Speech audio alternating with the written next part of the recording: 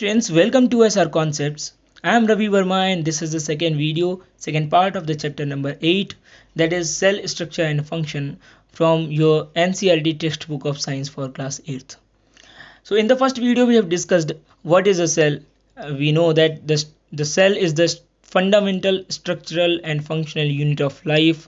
It is the building block of the body of every living organism.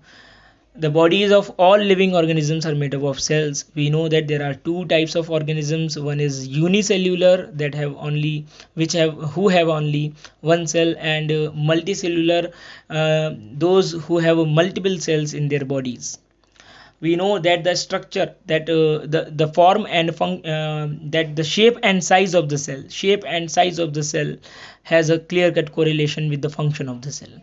Now it is very important to learn about how is the organization, how is the structure of the cell. So in this video we will discuss about how is the structure of the cell. So the topic is structure of the cell.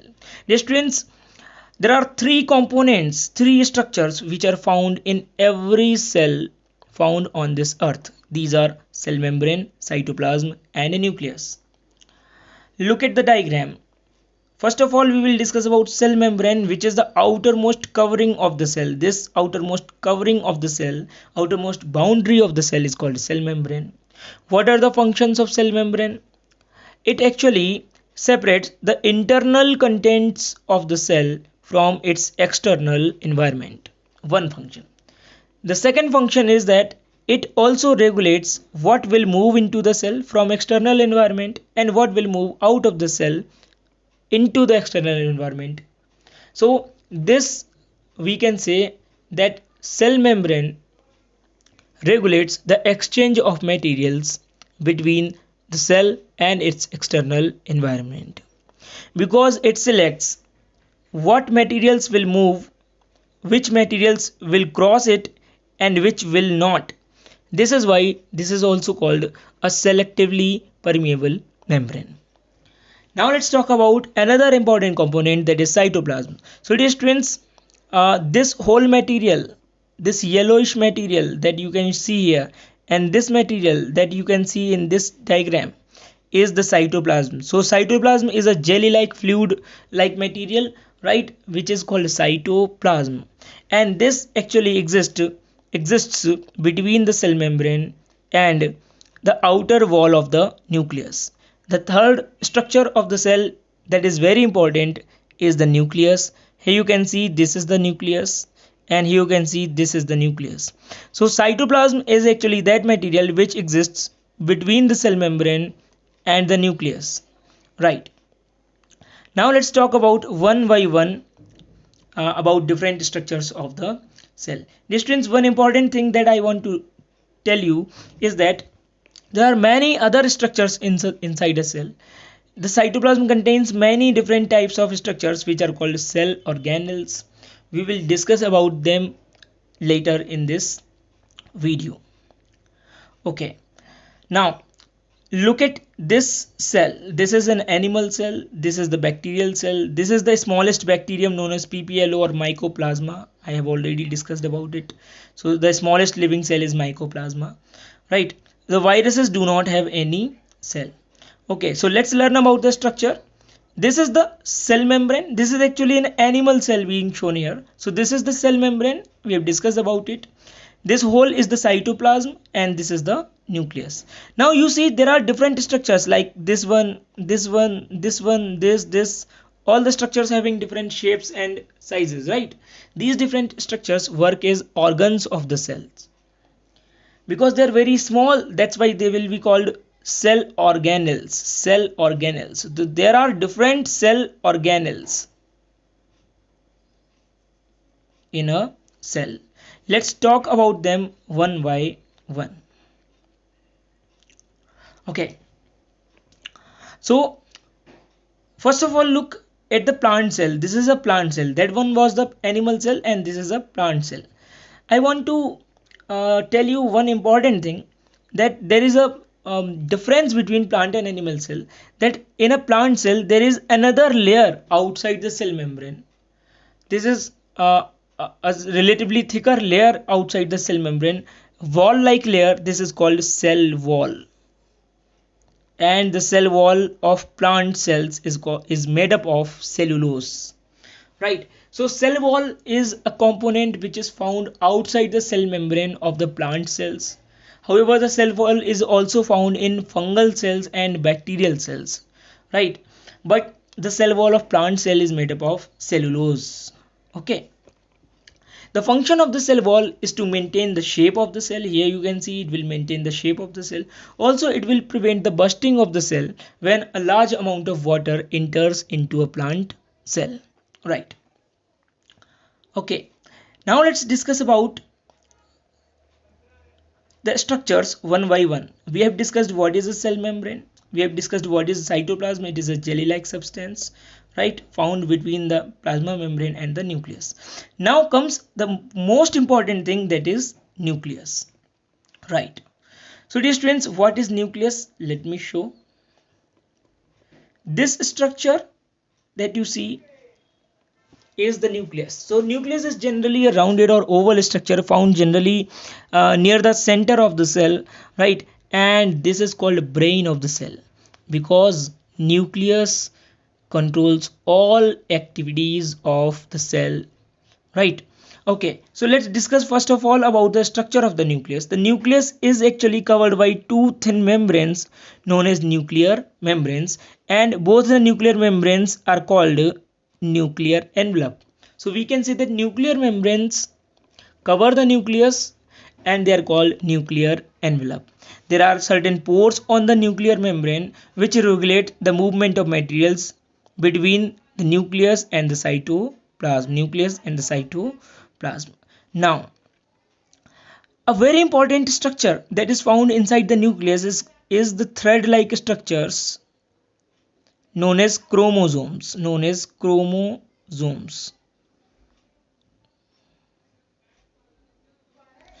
So these are actually the thread-like structures like this, and these threads are actually made up of a material known as DNA, a chemical DNA, deoxyribonucleic acid. The segments of DNA, these small fragments of DNA are called genes, and every gene regulates one feature of the organism and carries these features from parents to the offsprings. So we can say that chromosomes are made up of DNA, the segments of DNA called genes, and the genes carry the information regarding the features of the organism from parents to the offsprings. So one function of the nucleus, or we can say function of chromosome, is to carry information regarding the features from parents to offsprings, and this process is called inheritance.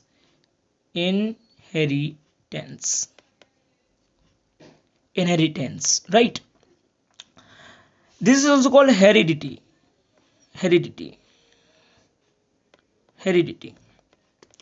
right? So one function of the nucleus is clear, that it carries features from parents to offsprings. Another function of the nucleus is to regulate. One function we have discussed. The second function is to regulate all the activities of the cell or all the activities of the organism.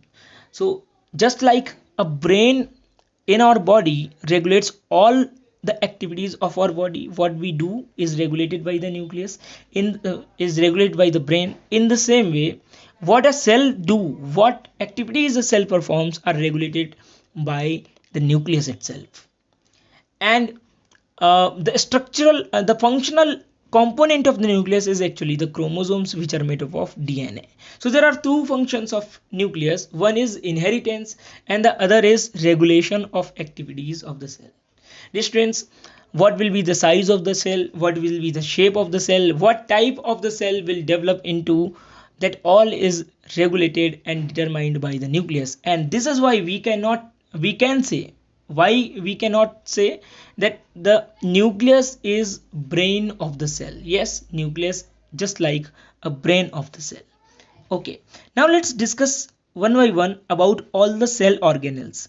Dear students, these small structures, different shaped structures found in the cytoplasm of the cell are called cell organelles. there are different cell organelles. For example, this net like structure, this network that you see, the network of membranes, is called endoplasmic reticulum. The endoplasmic reticulum is of two types. One is rough endoplasmic reticulum, other is smooth endoplasmic reticulum. On the surface of rough endoplasmic reticulum, here you can see there are small particles. These small particles, here you can see, these small particles are called ribosomes.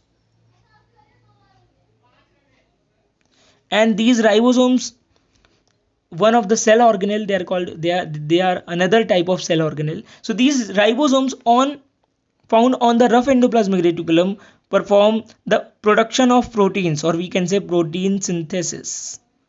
So we can say that proteins are synthesized by the ribosomes attached on the surface of rough endoplasmic reticulum.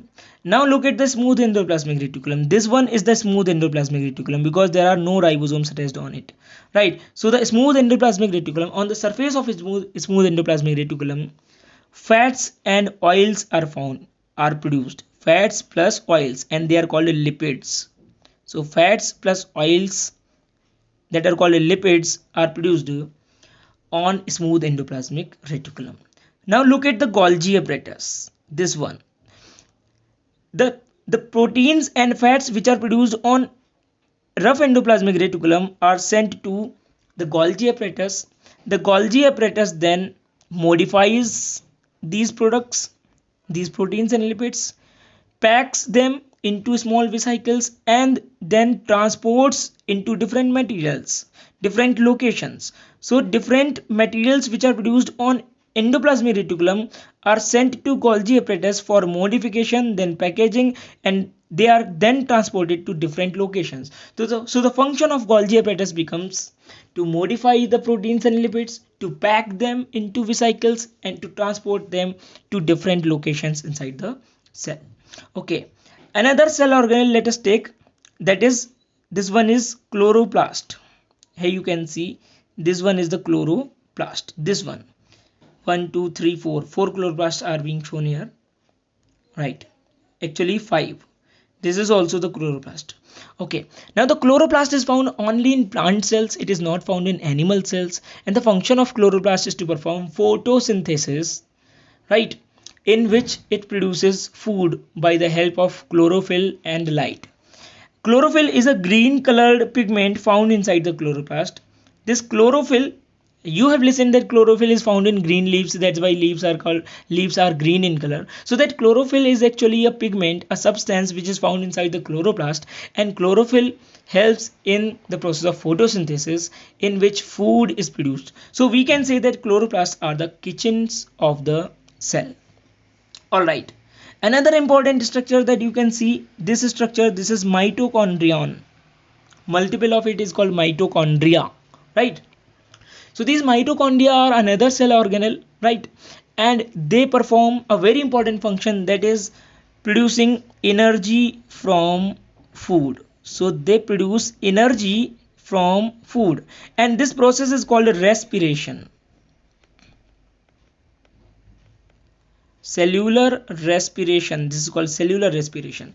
So mitochondria, the function of mitochondria is to perform cellular respiration, that is to release energy from food or produce energy from food. So why we cannot call them the powerhouse of the cell? Yes, mitochondria are the powerhouse of the cell because they produce power from food by the process of cellular respiration. Now the last very important structure, that is vacuole. This large pouch like structure that you can see inside the plant cell is called vacuole.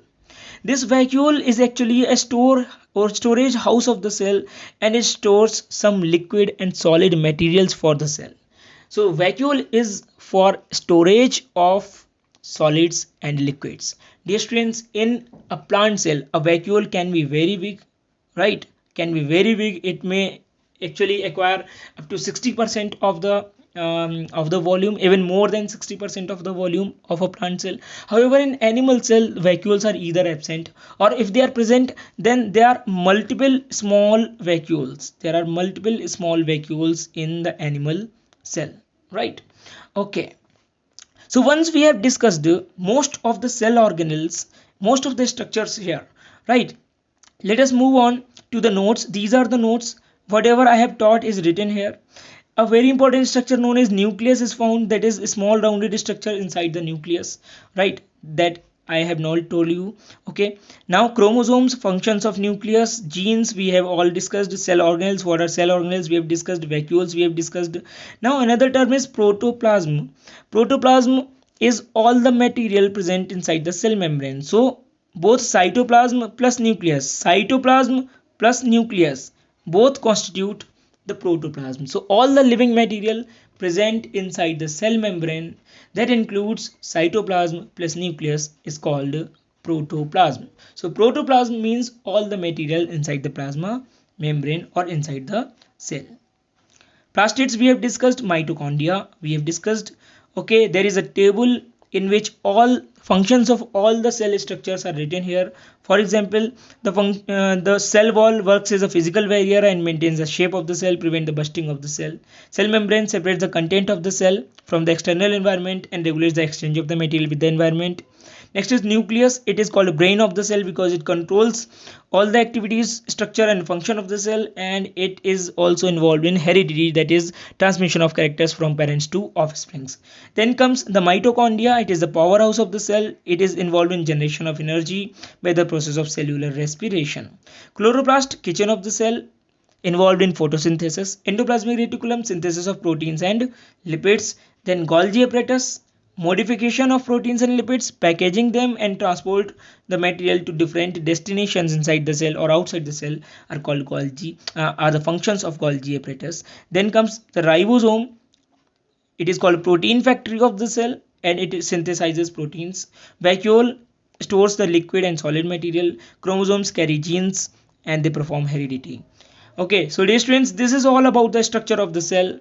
In the next video we will be discussing about the difference between plant cell and animal cell, also between the eukaryotic cell and prokaryotic cell.